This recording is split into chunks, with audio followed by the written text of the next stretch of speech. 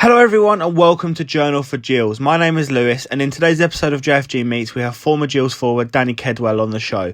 Obviously, unfortunately, due to the current coronavirus pandemic, we were apart when having the chat, so it did have to be a phone interview, but do stay tuned for inside stories on Danny's journey around the non-league circuit, settling at Wimbledon, getting the Dons back to the Football League, his decision to leave for Gillingham, slightly missing out on the playoffs, winning the league, his sad departure, smashing it at Ebbsfleet, life at Havant and Waterlooville and his ambitions for retirement. Enjoy. So I'm now joined by former Gillingham forward Danny Kedwell. Danny, thanks for coming on. I do appreciate it. How are you keeping in these times? No, thanks for having me.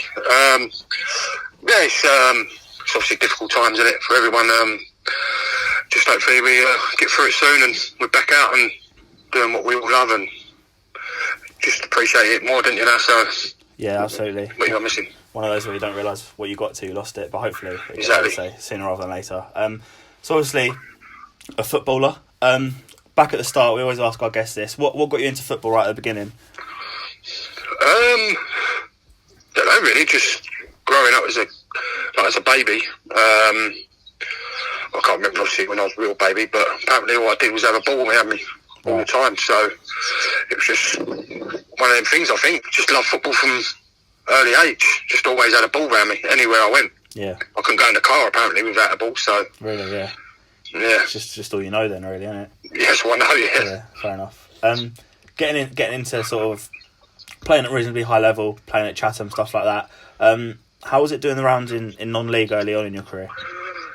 To be fair, when I was like 16, playing for Chatham Town first team and stuff like that, it was a bit different to non-league now. Do you know what I mean? Because non-league now is a bit more professional. Yeah. Than what non-league was when I was young. So yeah, it was a bit different. It was more harder in terms of not the ability, but just men and horrible and yeah. It's like you get paid on the day and then you're out all night. Do you know what I mean? Yeah. Like the whole team's out. The bonding side of things was different to what it is now. So yeah, it was completely different to what it is now. To when I play obviously non-league now. Yeah. Completely different. But do you always have the drive to go on and play professionally, sort of thing? Yeah, I did. Yeah. It was literally when I was at Chatham Town. I played in the youth team the year before in the under-18s league, and I was a centre midfielder all my life. Right. And I got 50 goals in the youth team. That year we won the league and the cup. I got 50 goals from centre mid, and then I signed for Chatham Town first team that year. And then literally I was playing a pre-season game and one of our forwards got injured in a warm-up. And we played a 4-5-1 and he put me up front. Right. And I scored a hat-trick. And then ever since then I've never looked back. Oh, really? Just always played up front, yeah. So from then onwards I just thought, do you know what, I could do something myself here. Yeah. I could, if I keep working hard and stuff, and it could happen. So that's when I realised. I was going to say sort of like fate, but then I suppose if you're scoring all those goals from midfield anyway, then you sort of earn it yourself anyway. Yeah. So sort of still doing the rounds, and I think I'm right in saying that doing well for Herne Bay attracted Welling in the Conference South. You did pretty well at Welling as well. Yeah, when I went off the ball a bit. I played for like 4 or 5 clubs within 3 years or something. Yeah. Or even more. It was just like I was just going around playing for all these teams, and I weren't settling. Jason Lillis. Yeah. Rang me up one day and he was like, "I just took the Herne Bay job.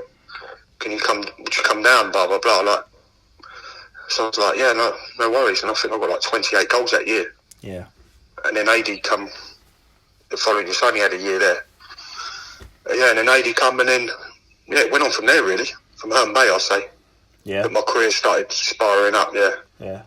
Right, because you said obviously you mentioned Grays and you did well there as well, but then you dropped down again to play for Wimbledon. So Wimbledon's obviously it was a Phoenix club, but obviously quite a well-known club. Why did you drop down again to play for them? I literally didn't enjoy Grays, to be honest. It was just one of them clubs again that I went to. There was obviously higher up than Welling. There was like they'd done well in the FA trophies. They was always getting to cup finals, wouldn't they, and stuff like that. So I just thought, it could be a good club, and they were signing some great players. Justin Edinburgh took over when he come and got me, so he's I just went there, and I didn't. Once Justin got sacked, I didn't really enjoy it after that. Okay. Like my second year, going into my second year, and then literally one day I just said to Neil Smith, he was the manager there, temporary manager. Right. And I just, one day on a Tuesday morning, because we played on the Sunday, Kidderminster on the Sunday, and then on the Tuesday in training, I thought, I'm not enjoying this a bit. Like, I'm not playing at my potential. I'm not just enjoying it at all. Yeah. Coming in, just like, it was just weren't enjoying it. It's just one of them clubs, unfortunately. Yeah. And then on the Tuesday, after I spoke to him, about a half hour later, he rang me and he said, Wimbledon have put a bid in for you. How mad's that? And you were like, it's decent. You've come there, and I was like, oh, right.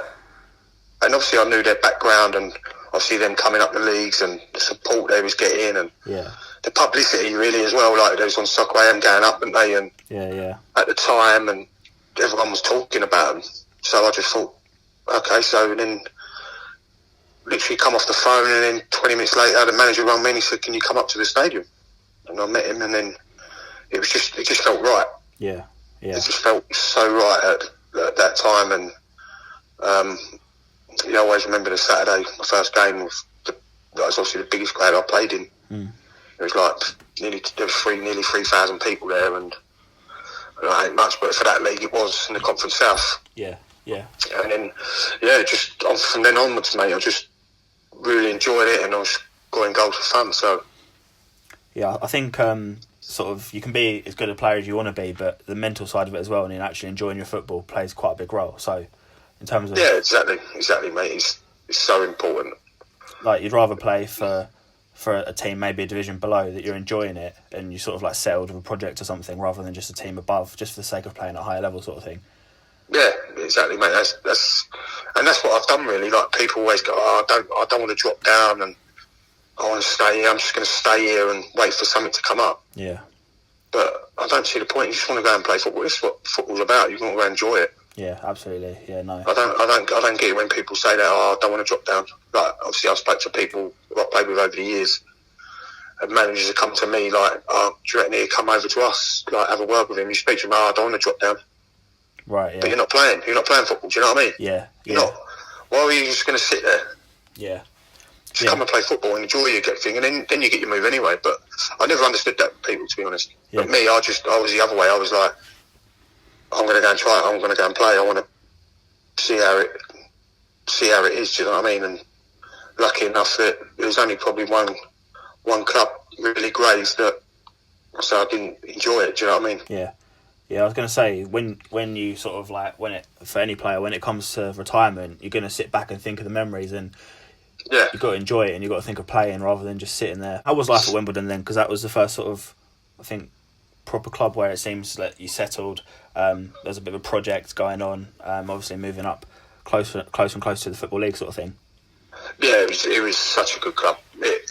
Where it was run by fans as well, it was just like, they appreciated just them being a football club again. Yeah. And I mean, you lose games and they're not booing you. They're not like, it was nothing like that. It was really, they was just glad to be there. Do you know what I mean? Their club was back. Yeah.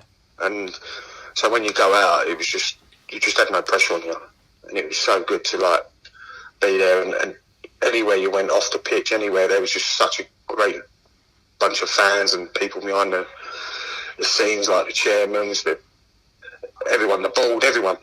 Yeah. There was literally like unbelievable people. And even when you see them now, they're still the same. Yeah. So they've never changed because they're in League One, or they're still the same people, and they're still the. So yeah, that's what drove me on, is just enjoyed it so much. That's decent, yeah, because I know that's got the best out of me. Sometimes at grounds that I've been to, like fans can sort of jump on, like maybe if form's not great, but fans can sort of jump on the team's back quickly if it's not going well or something. But if the fans are sort of, I've never been a footballer, but I'm assuming like if the fans are behind you, it helps so much. Oh yeah, it does. Yeah. Listen, when they're chanting and you're losing, and we beat the amount of times we used to be 1-0 down, and they're just constantly like cheering you on. Yeah. And then we end up winning. Yeah, they're like suck the ball into the net. I've been at a club before where you know, going 1-0 and they're on your back. Do you know what I mean? You give the ball back, it's like, oh God, like, do you know what I mean? Yeah, absolutely. Yeah. So they was never like that. Yeah, that's decent. Yeah. Obviously, they flew up the leagues. Obviously now, like you say, in League One, looks like they're going to survive again for another year, which is obviously good to see. Yeah. You played a big role getting them back into the Football League, I suppose you could say. Scoring the winning penalty in the playoff final, right? Yeah. What was the project like there in terms of the ambitions and going back up, sort of thing? Listen, it was really weird. Like, when we was obviously in the playoff final, like I say, like the manager and everyone was just like praising that we got where we were. Yeah. It was never like, come on boys, we've got to win this. It's like in 9 years we could be in the Football League. There was none of that pressure. Yeah. So their ambition was really just to be obviously back in the Football League. 'Cause that's where they were. Do you know what I mean? Before the club got taken. Yeah. Yeah. So for them to be back in the Football League, like, and to be a part of that, it's just frightening. And like I say, like, to be a part of it, you'll never be forgotten. Do you know what I mean? Yeah. The stories still go on now, and people talk about it now. Do you know what I mean? The calls I've had for the last 2 weeks. Yeah. People want to hear like how it was and what was it like and stuff like that. I just can't really explain how. It was all a blur, to be honest. It was actually all a blur that day. Yeah. Can you remember? Like you say, you've been asked about it, but can you remember sort of going to take that penalty? I remember at Gillingham you used to just smash them basically, but can you remember sort of going to take that penalty, confident, nervous, and then? No, I was so confident, mate. It was. I go back a little bit. We played Russian Diamonds at home. Yeah. It was about a month before. Yeah. Before the playoffs, so it was near the end of the season, but it was like fourth to the last game of the season. And the week before, I missed a penalty against someone. I can't remember who it was. It might have been Histon. Not too sure. It was anyway. So on the Saturday before Russian Diamonds game, Simon Bass turned around to me and said, "Keds, you can hit a ball so hard, just smash it." He said, "No goalkeeper's going to get it near it." Yeah. So we played Russian on the Saturday. This was Friday because we used to have a muck about at the end on a Friday, like take penalties or free kicks or whatever. And so I smashed one in training and it just roofed the net. And I was like, oh, hang on a minute. I've got a bit of different technique here. Yeah. And then literally on the Saturday, we rushed them. We won 1-0 and I got a penalty. And I've literally levered it and it's gone in. Yeah. So literally we didn't have a penalty after that until the playoff final. Right. So I was just so confident. And there's a book out about it. That women have got a book out. Okay. And I always remember, like, I was standing there when Jake Howells went up and took his fifth penalty. I was actually saying, like, it's really weird. Please score. Right. I wanted him to score, okay, so I can get the glory. Do you know what I mean? Yeah. It's a bit weird. It was a bit like selfish, but in a way that when I spoke to Terry Brown, the way they wanted to be in the Football League, and I was captain, I was like, you can't write a better story, like, for myself. Do you know what I mean? Yeah. And then actually when he scored, I turned around to the lads who were lining, queuing up as I walked, and I went, "This is our time." And there's a book out of it called "This Is Our Time." Right. Okay. At Wimbledon Writ. So I was so confident. It was literally really weird. I was like walking up and I was thinking to myself, right, how am I going to celebrate? Am I going to run in the crowd? Am I going to run? Oh, really? Okay. It was that weird. Do you know what I mean? I've never took a penalty before, even after that, and never thought with anything. Do you know what I mean? Yeah. I was that confident. That's good, though. That's a good. If you want to be that confident at any time, that's the time to be confident. Do you know what I mean? Yeah, exactly. Yeah. It was proper weird. Yeah. So, but it was good. It was amazing. Yeah. No, I can imagine. So the story is basically written, but then got a call from Gillingham. Obviously born and bred in Gillingham. I've seen you around loads of times at Gillingham. I recognise your number plate. Wherever I see it. But I know you used to go to Priestfield as a kid. sort of how it used to be.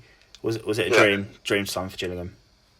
Yeah, let's say there was that year that we got promoted to Wimbledon. I had like 3 clubs coming. Yeah. Trying to sign me, and I turned them down.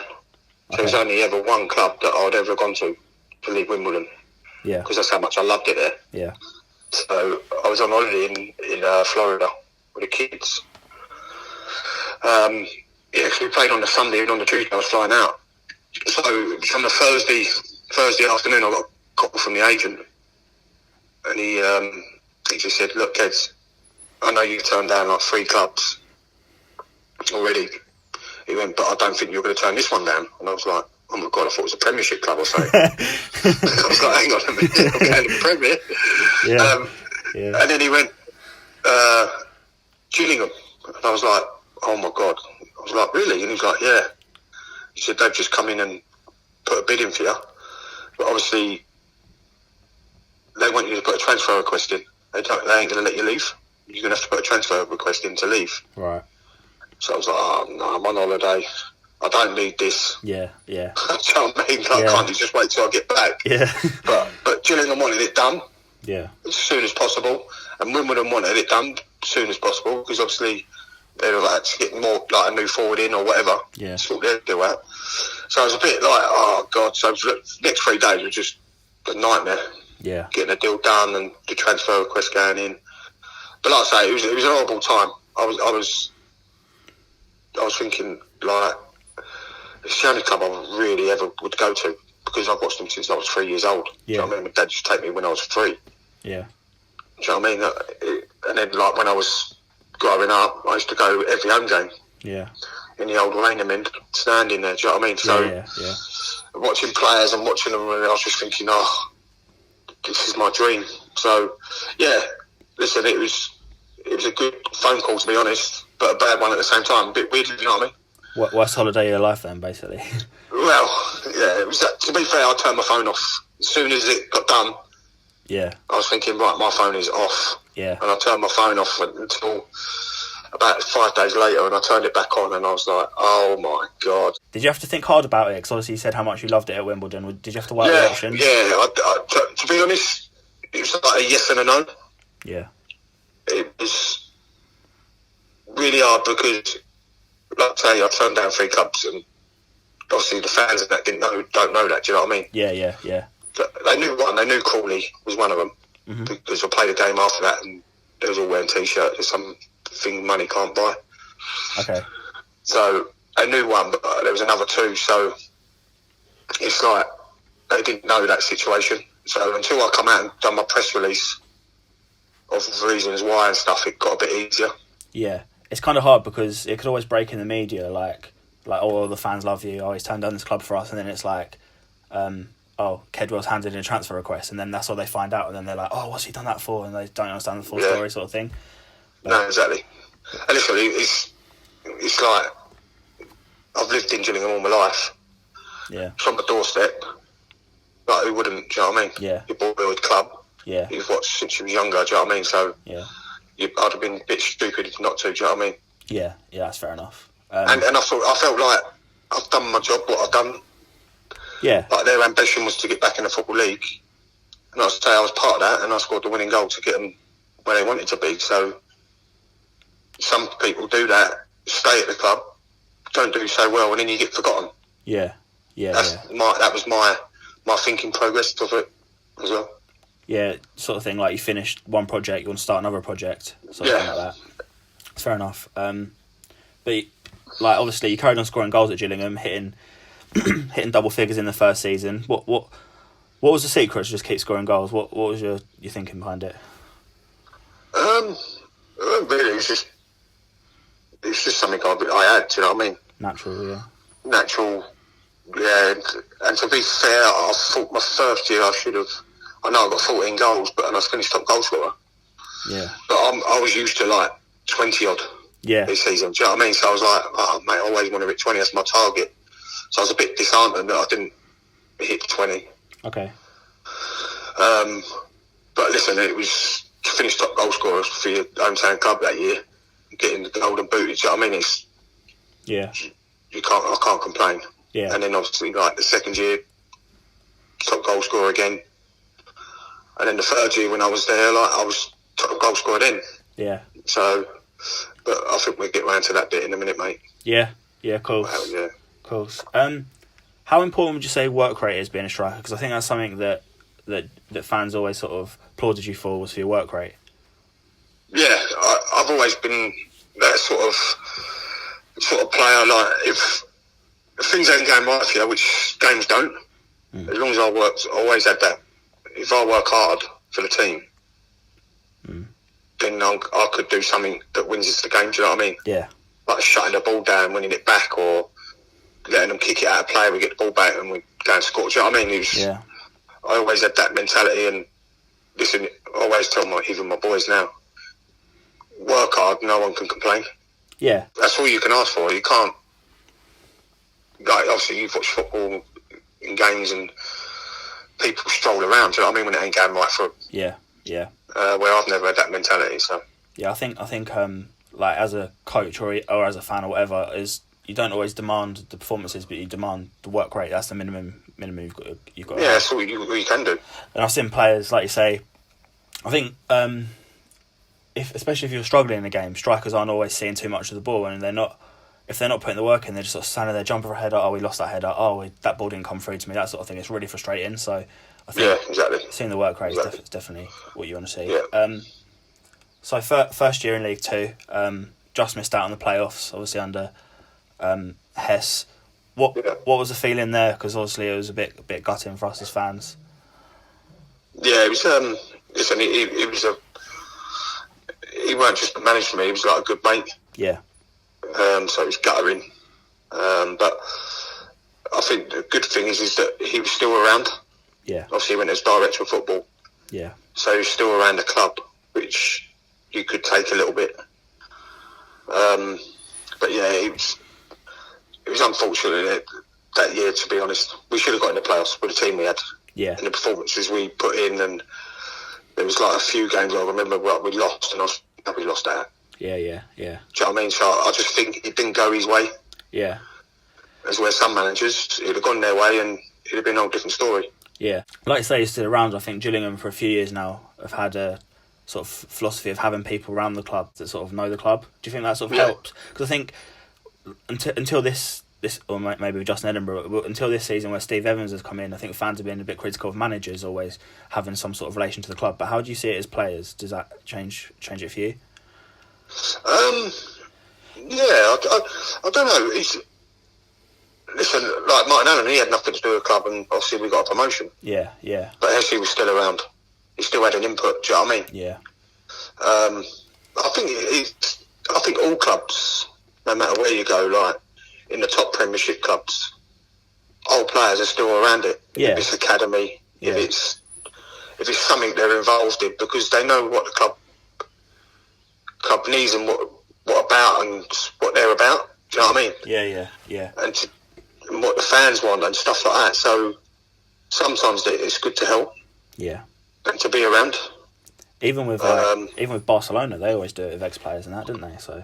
Yeah, exactly. And look at S when he took over in the Championship. Kept him in there for 2 years. Yeah, exactly. So you can't say he ain't done well. Do you know what I mean? Yeah. He did.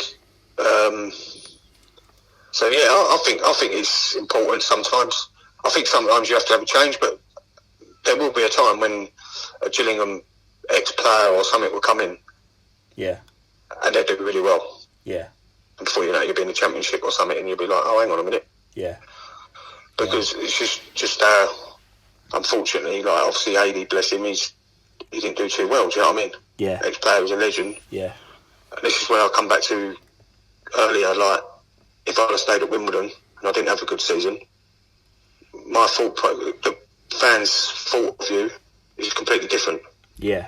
As well as like AD, he's an absolute legend at Gillingham. Yeah.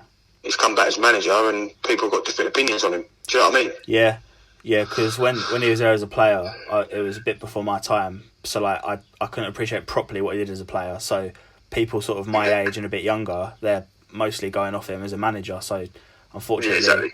And I remember with Andrew Crofts as well. He obviously did well the first time, but then he came back pretty recently and didn't do as well. So, like you say, you don't really want to damage your reputation, but then at the same time, you want to do well for the club you care about. Exactly. Yeah, we'll move on to the famous title-winning season. Obviously, I've got the signed red shirt on my wall. Good. Can see your signature. But bit of a broad question, but overall, how was the season in general? It was tough because we was in and around it all through the whole year. Yeah. We didn't drop above second, did we? I don't think. We might have gone third once, I can't remember. But it was mentally sort of tough, if you know what I mean. We had the ability, no matter what. We always believed in each other. Yeah. That we could go and win it because of the squad we had. Yeah. And like Martin could change the team and you still win. That was the difference. And I think that kept everyone on our toes. Yeah, I remember he used to rotate a lot, like really randomly. Yeah. It was like really randomly. Like there was one I scored 2 on a Saturday. Yeah. When we went and played Accrington on the following week. Yeah. And I didn't even get on the bench. I was thinking, what is going on here? Yeah. But that's how he was. But he stamped his foot down in the first day he come in. Yeah. Said, listen, this is what I am. This is what I'll do. And there will be some mad things that you'll see, but that's what I believe in, and you've got to believe in me. Yeah. So it was never... I mean, I've played with players over the years, and they get dropped completely, or they don't play, and then they just sulk. Yeah. Where we didn't have that. We had... If he was dropped, that was it. We just knew from day one what he was going to do, so we was all in it together. Yeah, that's good. Do you know what I mean? We celebrate how if you weren't playing or if you were playing, we was all the same. Yeah. So that's what mine had, to be honest. It was good like that. Was he as mentor as he came across to the fans? Oh, yeah. Fair enough. Yeah. Funny, though. Yeah, falling downstairs. But he had a way of... He believed in every single player. Yeah. Like, and he'd tell you how good you were. Yeah, good man management. His man management, yeah, like, you wouldn't have a great game. You think you've done all right, and he'd pull you on the Monday or he'd pull you on the coach on the way home from away days, and he'd just be like, how good were you? Do you know what I mean? He made you feel that. Yeah. You'd be like, hang on, I thought I'd done all right, but he was like, you were unbelievable, you've done this, you've done that, do you know what I mean? Yeah. So on the Monday you go back in training and you're like lively again. Yeah. Instead of a bit down, I didn't have a great game. I need to get back on it. Like, he made you feel that way. Yeah. That's good. Was it? I'm going forward a bit, but was it different under Peter Taylor because he comes across a little bit differently? Oh yeah. Yeah. All right. Fair enough. Yeah. How special was the squad? Did you feel, and like how was the sort of what were the bonds like within the individual players? The whole group were different class. We all got on. Everyone had everyone's back. Do you know what I mean? Yeah. So on the pitch, we had each other's back. Yeah. There was no individuals. We was a tight knit. Yeah. And when you got that in the team, you're going to be hard to beat. Yeah. And like I say, it proved us all season that we were so hard to beat. We all just got on so well. Yeah. And we still do now. Do you know what I mean? We still got our own group. We still chat. We still have a bit of banter. Yeah. So it goes to show how much of a good group that was, that we're all still in touch. Yeah, that is good. That's nice. Obviously, everyone's got the memories of it and stuff like that. Yeah. Like you say, top scorer. You started off the season flying that year, didn't you? Yeah. Did you feel like the talisman sort of thing? Yeah, I felt a bit untouchable. Do you know what I mean? Yeah. And then obviously just after that, Martin started doing his rotation thing. Yeah. And dropping, and I just couldn't really get my head around it. Yeah. But I wasn't being a bad egg or anything like that. I was just being like a bit confused. Okay. But then until he actually spoke to me and said, listen, you're my top striker, don't worry. Do you know what I mean? I just need to manage you. Yeah. I don't want to blow you out, come to the end of the season and you're gone. Do you know what I mean? You're knackered. Yeah. Or whatever. Yeah. When you look back at it was like, because obviously the Torquay game scored the winner, and then obviously the Wimbledon game was scored in. Obviously, to help us get promoted, like win the league. Yeah. And he come up to me afterwards. He went, "Told you, didn't I? Save you to the best, save you to the last, save you to the end." Yeah. So he was good like that. And he had so many stats of how many minutes people were playing and blah, blah, blah. Do you know what I mean? And he said, you played the first 7 or 8 games or whatever. Yeah. You come off once in them games. So you played these many minutes. He's only played these many minutes. He's got fresher legs. He's got that. Do you know what I mean? Until he sat down and explained to you, you're like, bloody hell, that's good, that. Yeah. I'll get where you're coming from. Do you know what I mean? Yeah. And then they'd rest me for one game, or I'll come on sub, and then next week I'm in, and I'll be like, fresh again. Yeah. That's interesting because obviously he would obviously want to rotate the squad to keep everyone fresh, but at the same time you've got to... I know he'd have had faith in everyone, but at the same time you've got to pick a team good enough to win the game. Do you know what I mean? So it's interesting. And I think he had that, though. I think he knew he had that as well. Right, yeah. I think he knew that no matter who I play out there, because he believed in everyone, like I said. Yeah, yeah. He literally believed that everyone was a top player. Yeah. There weren't no doubts. I mean, in some managers, I think, like, there's players that train really good during the week and they still don't play on a Saturday, and I'm thinking, mate, he's had a worldie this week. Yeah. But it's just the managers don't believe him over another player. Yeah. Do you know what I mean? But Martin, no matter what, he believed in everyone. Yeah. No, that must have been... Sounds like a good dressing room to be in. Yeah. What point of the season did you realise, sort of like, maybe not we're going to get promoted because, like you say, we were up there this whole season. But at what point did you realise, like we're going to win this league? There was I can't remember what game it was. We lost to Port Vale. Yeah. At home. Yeah. I think it was a midweek. No, it wasn't. It was a Saturday, wasn't it? It was a Saturday. Yeah, I remember it. We lost 2-1. Yeah. We lost 2-1. Yeah. And then the following week we come back and won. And then Port Vale lost us. I think we was only off top for about a week. Yeah, it wasn't. And then after that game we won, or we went above them. It might have been 2 games. We went back above them to top. I just knew that was it. That was the turning point. That we ain't going to go back again. Yeah. We're just going to go on and on now. Yeah. Yeah, because that's the belief we had in us. And just the confidence. From then onwards, we was like, well, that's it. There was a couple of games we drew and stuff, and I was thinking, oh God, but then Port Vale weren't winning. Do you know what I mean? Yeah. So from then onwards, you just think they don't catch us now. They're bottling it a bit. Yeah, because you scored it. Did you score in that Vale game? Am I right in saying? The Port Vale game did. Oh yeah. Yeah, because I remember because obviously it was first against second. I remember losing it and being like, but yeah, like you say, because they didn't even come second in the end, did they? They came third. Yeah, exactly. The season, so there we go. Yeah. How fitting was it for you that you scored the winning goal against Torquay, that game where we confirmed promotion? Oh, it was crazy, mate. That was. And listen, during the week, this is what I mean, man. Martin was so good that year that anything he'd done, it worked. Right. We did not do no shape or anything about Torquay. Okay. And he just turned around and said, you know what it means to use to have a promotion. Yeah. To us, to the fans. We don't need to do anything. You should know yourselves what you need to do. Yeah. Like, obviously, he told us what their team is and what shape they play. Yeah.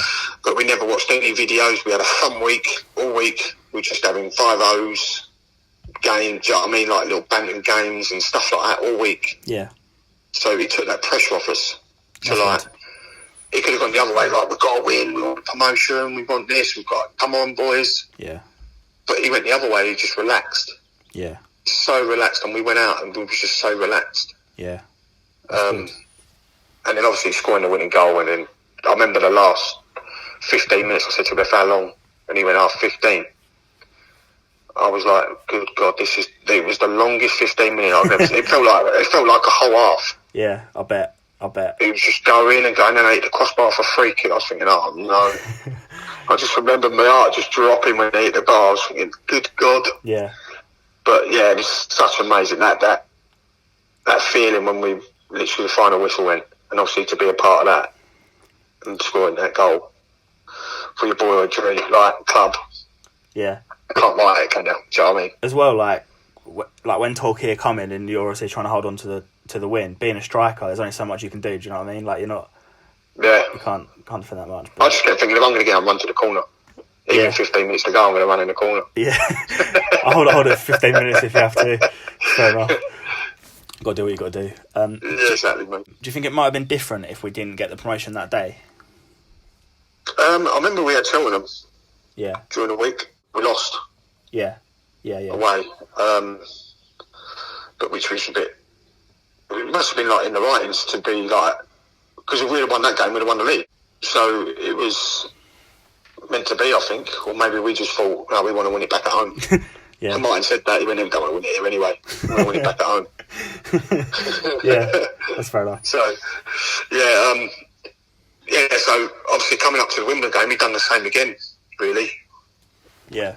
The same as the Torquay game, like, you can go and win the league today. Yeah, get that trophy. Like, I ain't got to tell you what and blah, blah, blah. And obviously we went 2-0 up early doors. I thought, oh, this is it. And I think that was the problem, do you know what I mean? I think we went off the pedal a little bit. I think we thought, that's it, we're coming 2-0 up. Yeah. At half time. I remember second half sort of like defending on the goal line here, like it's game's completely turned. But it was a good day for me, really, because obviously scoring it to get the second goal, obviously that what made it 2-2, really, well, finished the game 2-2. Yeah. But for Wimbledon to get a point as well, and then had to go to Fleetwood to get a win, to beat Fleetwood, and then they obviously won. That was a good day for me, really. I was going to say, obviously they were battling relegation. They had sort of 2,000 fans in the town end, and you must obviously you want to win the league for Gillingham, but you're sort of in conflicted emotions, really. But obviously they got a decent point. We won the league. Happy days. Yeah, exactly. Happy days, mate. What do you remember from the day, sort of after the full-time whistle and it was confirmed? Mate, I just remember getting mobbed. Yeah. It was just like, flipping hell. It didn't sink in until like literally a couple of days later. Yeah. Because obviously we were partying, so. And then I don't think we went into all the Thursday because we had Burton, didn't we, on a Saturday? Yeah. I think Martin just went, I'll see you Thursday or whatever. Yeah. But the boys that ain't been playing had to go in. Yeah, he sent the kids, He sent the kids in, so it was a bit of a blur, mate. It was the best party ever. Yeah. That night. So, it was good. My biggest regret as a Gillingham fan, because I was only 14 when we won the league, and my biggest regret as a Gillingham fan was my dad wouldn't let me on the pitch because he was like, no, you get in trouble for running on the pitch, you get banned. And I was like, literally half the stadium's on the pitch, can I just go on the pitch? He was like, no, you can't go on the pitch. That's just my biggest regret, not going on the pitch that day. But... Yeah, you should have just buzzed him out of the way, mate, and jumped over. Yeah, I know. I wish I did, but there we go. So on that game against Burton, because it was the last game of the season and obviously he played the kids and stuff, were you sort of a Wimbledon fan for the day, hoping they would be able to stay up, sort of thing? Yeah, I was on my phone in the dugout. Yeah. So I was in between. Right. But it was good, like especially for Nathan, like youth league kids scoring as well. Yeah, coming on and scoring and seeing the boys go on there. Yeah. It was good, and I mean, like fans were singing on, and we had to sing. Martin made us sing with them. Yeah. So, it was good because it was good banner. It was good banner. It was good. It was good because like even though he sent sort of like loads of players that had not even played for the team before, like we were in the game. Like it wasn't like it was a youth team against a like senior team and we lost 5-0 or something. But like we were in the game, and obviously the fact we won the league, whatever happened was irrelevant. It was just like a massive party the whole day. So yeah, it was it, mate. It was on the way home. It was partying again. Yeah. So I never started. Then we went to Benidorm on the Monday. You got the new deal in League One, moving up the leagues. Was that a no-brainer to stay on? Yeah, definitely. Yeah. Definitely. Yeah, 100%. Didn't think twice about that one. No. Did you have offers? I had a few, yeah. Yeah. I had a few, yeah. But Gillingham it was. Gillingham it was, mate. I stayed there. How was life under Peter Taylor? Obviously sort of saw out his tenure as well. When he first come in, it was fine. I think I got like 5 goals in 6. Yeah. And then we played Plymouth at home, and I don't know why, but I scored 6 and 7. It was my 6th and 7th, and it was at home against Plymouth, and I took a penalty. I smashed it. Yeah. And the goalkeeper saved it. Come back to me, and I tapped it in. Yeah. And then on the Monday, he pulled me in, and he was trying to tell me how I should take a penalty. And it's just like he turned on me. Do you know what I mean? Like suddenly, just turned on me. Okay. And I was like, "Pete, I'm not being horrible." I said, "Like I've been here like 3 years now." Yeah. I said, I took about 15 penalties. I've missed 2. Yeah. That's a good ratio. What are you talking about? I weren't getting it, do you know what I mean? And then he was just a completely different person towards me, do you know what I mean? Right, okay. I don't know what happened. It was just really weird. Oh. It's like, I was the same me, do you know what I mean? I wasn't never any different. Yeah. I'm just same me. I'm one of them. I just come in, I train, have a bit of banter, and go home, do you know what I mean? Yeah. Train hard, go home, play my games, and work as hard as I can. And yeah, it just suddenly the penny turned. I don't know. It's a bit weird. All right, interesting. Do you think, obviously, moving on to your departure was in January 2015, and I think it came a bit out of the blue to Gills fans, because obviously you'd become sort of like a cult hero there, and then suddenly mid-season you're leaving. Obviously, I know you can only say so much, but why did that happen? I just felt like I didn't be wanted anymore. I don't know. It was really weird. Okay. But I know the 3 took over, didn't they? Pato, Essie, and Steve. Yeah, and Darren Hare as well. Yeah. Darren Hare was, yes, but yeah, it was really weird, mate. Like I knew my time was done when we played Port Vale away, their first game in. Right. And obviously Essie signing me from Wimbledon. Yeah. Good mate of mine. Like I got on really well. Pato, Daz, and then I got dropped. And I was like, why am I getting dropped? Yeah, I remember you getting dropped regularly. Like, there's a few games that you just weren't playing. Yeah, just like not playing. I still to this day don't know why. Right, okay. Like, I really don't know why. And it was just one morning I woke up and I was thinking, this is me done, I think. Right, okay. Like, I was devastated, mate. Honestly, you could not think how devastated I was. Yeah, sad ending. Like, I just couldn't believe the way they was treating me. I weren't performing. The worst thing is, I was their still top goal scorer. Yeah. Do you know what I mean? And you're getting rid of your top goal scorer, and you've still not even been playing me. Yeah. No, that's weird. It was like really crazy. Because Justin Edinburgh hadn't come in yet, had he? So it was... No, he ain't come in. And then he rung me when I left. He went, "Don't, I'm taking the Gillingham job." I went, "Why didn't you tell me?" He went, I couldn't tell you. Yeah. I was like, oh, God bless his soul, mate. Yeah. But he rung me and he was like, "Kez, I'm taking the Gillingham. I've took the Gillingham." He went, "I didn't even know you left." Oh. it was his first day in. I went, yeah, I left about 2 weeks ago. So he's walking in like, yeah. I've got kids. That's what he said to me. I've got you up front. I've got top goal scorer. Yeah. He went, "No, me, and you're not even here." Plan the team around him. Go in. Where is he? No, he's not here. Oh. Yeah, it was really, really weird, mate. But yeah, he's it was. I still don't know to this day, mate. I really don't. Right. Okay. Like, I just can't get my head around it. But listen, I could say a name, but I'm not going to, and I reckon it was him. Okay. Fair enough. A sad ending. I think everyone was gutted, really, when you left, but I suppose it's football in a way, isn't it? You got to deal with these things in football. But you went to Ebbsfleet and you smashed it there as well, so... I was going to try to Portsmouth. I was on my way to Portsmouth. Really? Yeah. Well, how come that fell through? Of what you can say. Travel. Okay, fair enough. Yeah, like literally travel and the my boys were at Charlton and stuff, so it was like more for them, if you know what I mean. Yeah. Like they was training 4 days a week at Charlton, and I wouldn't have been able to get back. It put pressure on my missus. Yeah. Do you know what I mean? So it was like, do you know what?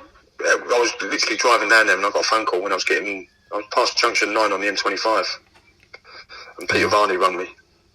Yeah.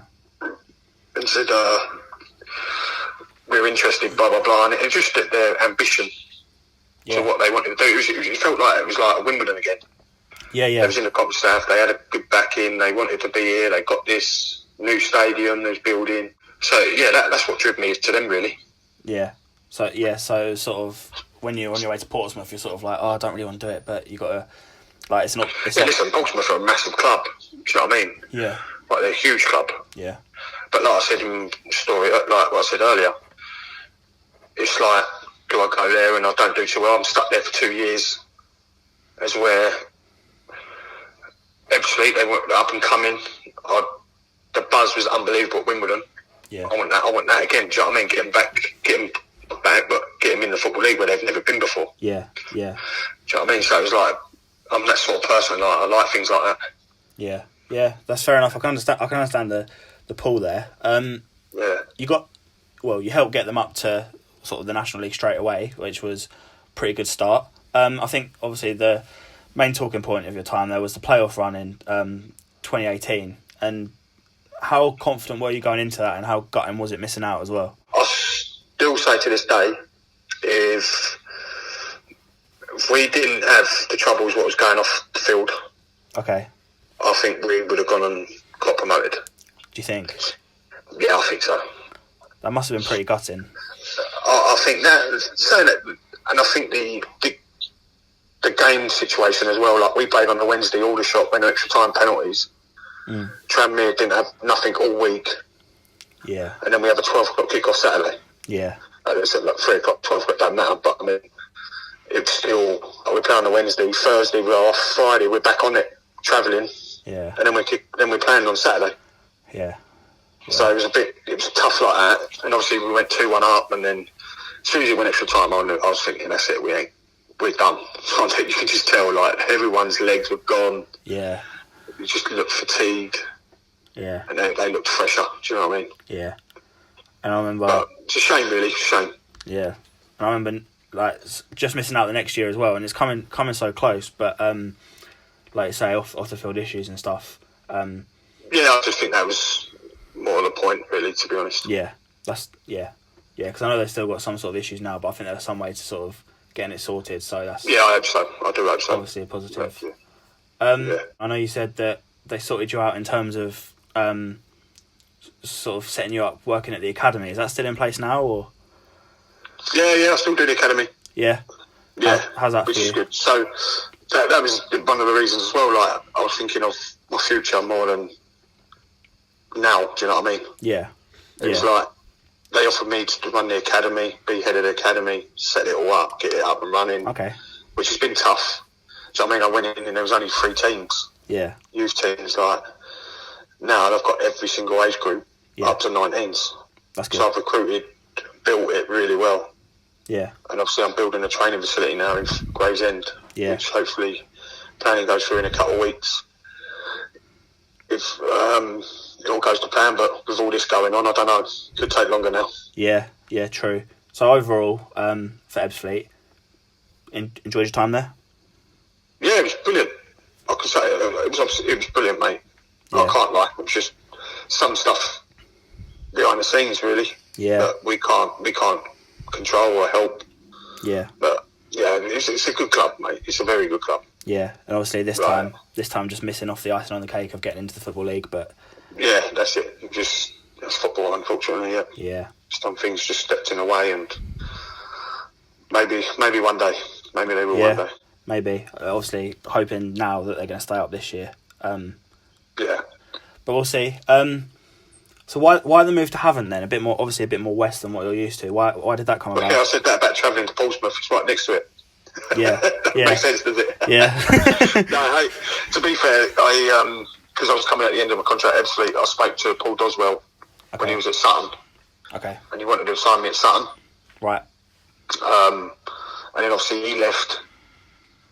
And obviously I turned down a few clubs by then. I was like, conference clubs, to go and play for them, because I said, no, I promised Paul Doswell. And then he left for personal reasons. I was thinking, oh my God, he's killed me here. Yeah.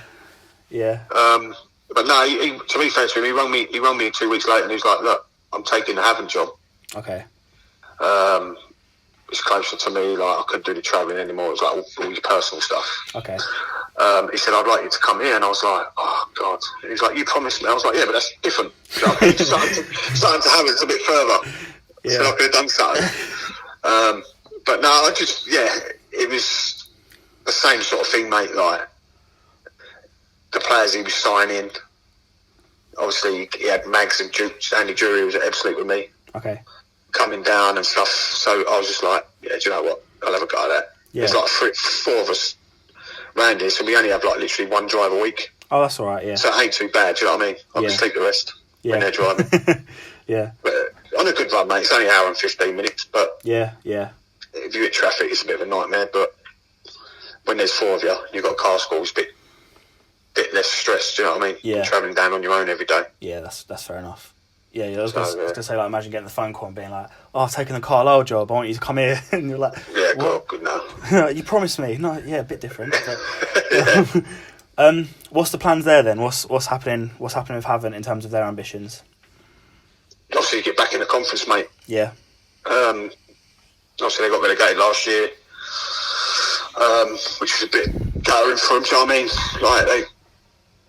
So getting back in the conference, and we was like 3 points. We were second, 3 points behind Wimbledon. Yeah. To win the league. Do you know what I mean? So with 8 games to go. Yeah. I fancied ourselves, to be honest. Yeah. To go and win it, and it's a bit of a shame, really. But yeah. I don't know. It depends if they're going to finish it. I don't know. I was going to say, do you have a personal opinion on how they should finish it? I'd say they've still got to wait at least till May, end of May. Yeah. And then if it doesn't finish the league off, I think, especially from Premiership down, do you know what I mean? Yeah. To like conference, because if they don't, it just messes everything up, doesn't it? Yeah, I don't think any way is going to be perfect. But it's already a shame that they avoided the low leagues, because obviously you've got teams that have already got promotion and they're just like, nah, you're not having it. But there's no way it's perfect. But I think they've got to get it done, haven't they? The likes of even higher up, like the likes of Leeds, Liverpool, that sort of thing. Like, imagine they didn't. That would just be. That'd be a shambles, wouldn't it? Yeah, it'd be mental. It just they might as well just finish the league off and then start the season a bit later. Yeah. In September. Yeah. I'd say start it in September, beginning of September. Yeah. And then, but then actually get players in, and does the old players play? And you don't know, do you? So mental. Contracts and stuff like that. Exactly. Mine runs out in June, so. Yeah. Because I can play 3 or 4 games and then I'll be off. Yeah, exactly. It's hard. Do you have a favourite club you've played for? Oh, yeah, I've got 2, mate. Gillingham's obviously the best one, yeah. Yeah. And then Wimbledon's very close. Yeah. Yeah, it sounds like from what you told me, you're sort of your best times. Yeah, them two are my best times, yeah. Yeah. And in terms of aspirations for Danny Kedwell, what? Obviously now you're at Havant doing some stuff with Ebbsfleet in the academy. What are your aspirations for sort of the future? Maybe what you want to do after retirement, that sort of thing. I want to manage, to be fair, mate. Yeah. Yeah, I want to go into management. Yeah. Yeah. Decent. Yeah. Maybe, like we say about this former connection thing, maybe we'll see you in dugout at Priestfield at some point in the future. Well, hopefully I could be that one, guys. Yeah. No, that'd be pretty good. But it'd be nice to come back, mate, because I ain't finished there yet. No. I was gutted how I had to leave. Do you know what I mean? Yeah. Watch your space then. I weren't finished. Yeah. Yeah, because I remember. Watch the space. Even in the charity game in, was it 2018? You rocked up in a Jill shirt, banging them in. But there we go. Obviously, watch your space. I think we should get one back, mate. I think I'm going to speak to Scully actually. Yeah. Yeah. What do you reckon? No, yeah, that'd be really good. For a pre-season game, if the league does carry on, they've got to have some games. Yeah. No, I agree with you. The old winning championship versus the team now. Yeah, that'd be good. That'd be really good. That'd be really good. Take it out, wouldn't it? That will. That would. It would. I mean, I think the likes of Bradley Dack might end up running the show a bit, but because it's a bit different back then to where he's at now. But well, he's injured at the minute, isn't he? So actually, that's Yeah, but he could be back for that.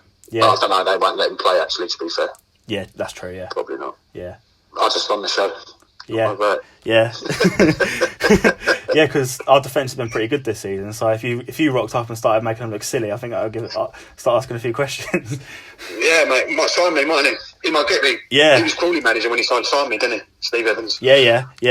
So. Yeah, no, it's we've struggled up front this season, to be fair. Obviously got John Akinde in now, but yeah, I've watched a few games, mate. Yeah. What have you made of it then this year at Priestfield? Some of the games are a bit different. I expected to be like passing team, but I think it's a bit hoofball, to be honest. Okay, yeah. No, I think it like he doesn't mind playing sometimes, but he's very happy to hit the target man if he has to. Yeah, sort of direct. Yeah, but he's got a stick in it, so yeah, it's a bit different. But no, they're doing all right. Obviously, playoff aspirations. They're doing well, mate. They're doing well, aren't they? You know what I mean? I think probably the worst thing that ever happened, I think they'd have got it in the playoffs, to be honest. Because he's got a great good ratio, Steve Evans. Yeah, you can't say he's not. He's always in and around it, and every club he goes to. Yeah. Do you know what I mean? So you can't knock the geezer. He does well at every club. Yeah. Yeah, no, I think maybe if they finish it this year, I think maybe it's probably a bit too much of an ask. But I think if he stays the next couple of years, then I think he'll get us up, to be honest. I think we'll call it a day there in terms of the interview. Thanks very much for coming. Thanks for coming on the channel. I do appreciate it, and obviously, mate. Thank you very much. All the best of everything.